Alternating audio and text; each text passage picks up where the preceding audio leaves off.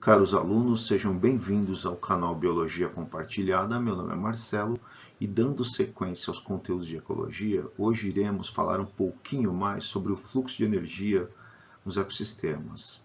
Nessa aula serão aprofundados alguns conceitos, mas antes eu gostaria de avisá-los que, se vocês não viram a primeira aula sobre ecossistemas noções gerais, para uma melhor compreensão, seria melhor assisti-la antes dessa aula.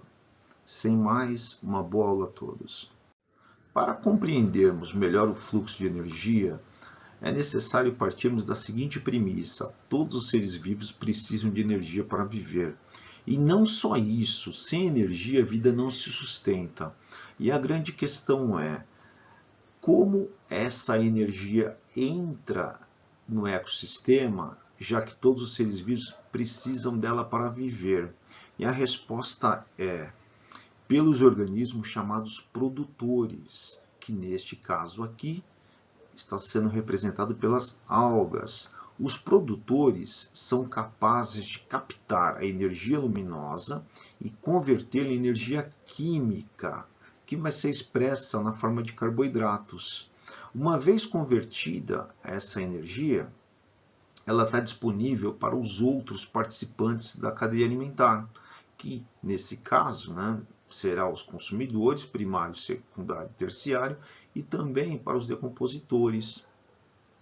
Então, as cadeias e teias alimentares são relações energéticas e alimentares necessárias para a sobrevivência dos seres vivos, já que elas disponibilizam energia para eles.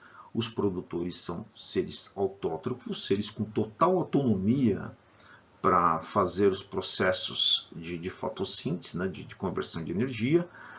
Os consumidores são seres heterótrofos, eles não compartilham dessa capacidade de converter a energia do Sol em energia química, então eles têm que recorrer a uma fonte alimentar, é o que está acontecendo aqui na cadeia. O tubarão está comendo peixe porque ele precisa de energia. E os decompositores também são seres heterótrofos e vão decompor a matéria, como veremos a seguir. Enfim, chegamos ao fluxo de energia nos ecossistemas. Bom, inicialmente eu queria dizer aqui que a cadeia alimentar é a mesma, e eu gostaria de chamar a atenção para um ponto. Observem que agora aqui existe o primeiro NT, segundo NT, terceiro NT e quarto NT. O que seria NT? Seria nível trófico ou nível de energia. Lembra que a gente falou que a energia é vital para os seres vivos, e que ela vai passando de um ser vivo para o outro quando estes se alimentam? Então, é normal que esses seres vivos aqui tenham energia. Afinal, quando você come alguma coisa, você está absorvendo parte daquela energia. Tá? Então, nível trófico nada mais é do que o próprio organismo. Tá? E agora vamos para as características da cadeia, do fluxo de energia dos ecossistemas. A primeira característica do fluxo é que ele é unidirecional. Isto é, ele é uma via de mão única. Ele sempre vai entrar aqui pelo produtor, através da fotossíntese, como já dissemos, e vai seguir para os consumidores e até chegar no decompositor. Eu queria que vocês pensassem nessa seta aqui como a própria energia, o próprio fluxo. Quando o camarão se nutre do produtor, ele está absorvendo parte dessa energia. O mesmo acontece com o peixe quando se nutre do camarão, e o mesmo acontece com o tubarão quando se nutre do peixe. Observem que a energia segue apenas uma direção: produtor, consumidor e decompositor. Mas e se não houver consumidores na cadeia alimentar? Não há problema. Nesse caso, a cadeia vai seguir produtor para o decompositor. Um produtor pode ser decomposto diretamente, sem problemas. A outra característica é que o fluxo é contínuo. Se a energia se move em apenas uma direção, deve haver um suprimento contínuo aqui de energia no início da cadeia, para sustentar todo o ecossistema. Vamos pensar aqui numa catástrofe ambiental em que os produtores sejam extintos. Bom, não é nada bom, né, para o restante que se alimenta dos produtores. Logo, a cadeia toda vai estar comprometida, né? Todos os seres vão ter problemas para adquirir energia. Tá? Outra característica é que o fluxo é acíclico, né? O que significa dizer que a energia ela não volta para o ecossistema, né? Ela simplesmente, a gente vai ver mais adiante, que ela é perdida, né? Diferentemente do que ocorre com a matéria, porque o fluxo da matéria, né, ele acaba sendo, a matéria acaba retornando para o ambiente. E a última característica é que o fluxo de energia é decrescente. Observem que eu coloquei essa grandeza de 10%, mas pode variar em algumas outras cadeias, com alguns outros seres. Tá? Mas vamos pensar assim, 10%, apenas 10%, né, do que é consumido aqui é incorporado pelos consumidores primários. Boa parte se perde nas transformações. Né? Isso tem a ver com a primeira lei da termodinâmica, que ela diz que a energia se transforma e quando se transforma você acaba perdendo ela, vai perdendo a forma de calor, de respiração, de excrementos, né, de dejetos, que também tem energia, enfim.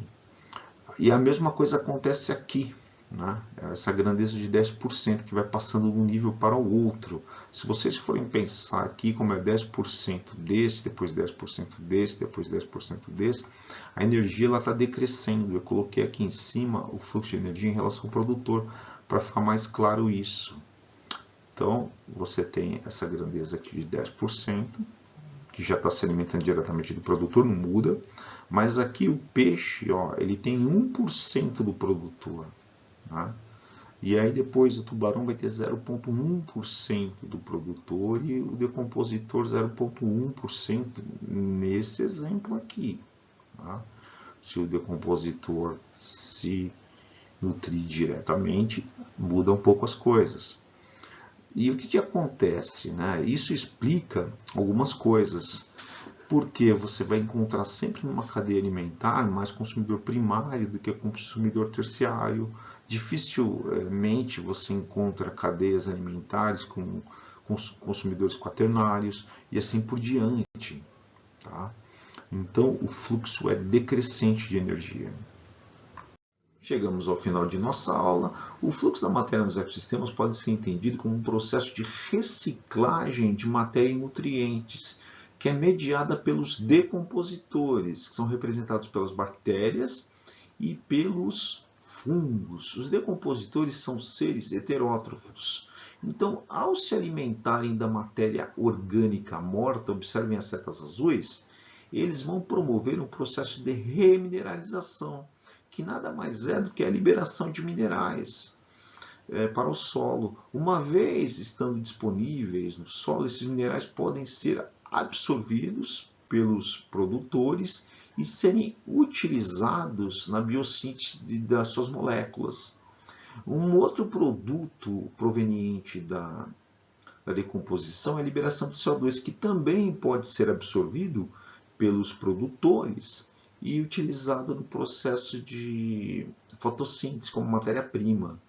Notem que a matéria é cíclica, ela sempre volta para o ambiente, o que não quer dizer que ela seja absorvida no mesmo local em que ocorreu a decomposição, porque em alguns casos específicos podem ocorrer uma chuva, um arraste de solo, de minerais, de nutrientes, e todo esse material decomposto e parar no fundo de um lago, do mar. Então, nem sempre, né, o processo de reaproveitamento, de reabsorção, acontece no local da decomposição.